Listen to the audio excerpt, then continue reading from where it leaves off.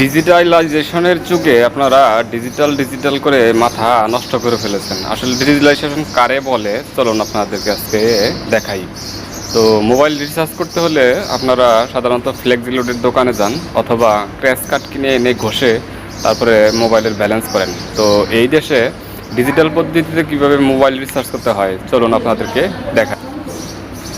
এই যে একটা মেশিন দেখতে পাচ্ছেন, এটা হলো আসলে মোবাইল রিচার্জের মেশিন। তো এটা কিভাবে কি করতে হয় চলুন দেখাই।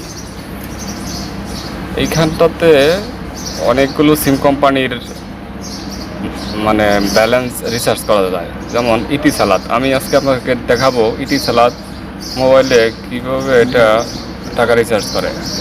এই ইতিসালাত এখানে একটা ক্লিক করলাম, তারপরে রিচার্জ টপ আপ এখানে ক্লিক করলাম, করার পরে এইখানটাতে আপনার নাম্বার দিতে হবে 26811526। এই যে নাম্বার প্রবেশ করানোর পর এখন আপনাদেরকে বলছে যে মিনিমাম 5 টাকা আর ম্যাক্সিমাম 500 টাকা এখানে রিচার্জ করা যাবে। তো আমার ব্যালেন্স দেখাচ্ছে 00। এই যে এইখানটাতে আপনি এই টাকাটা দিলে টাকাটা মেশিন আপনার নিয়ে নেবে। হ্যাঁ, টাকাটা মেশিন নিয়ে নিছে এবং আপনার ব্যালেন্সে 5 টাকা দেখাচ্ছে। এখন আপনি নেক্সট ক্লিক করলে আপনার মোবাইলে টাকাটা অটোমেটিক চলে আসবে। তো এটা হচ্ছে আসলে ডিজিটালাইজেশন।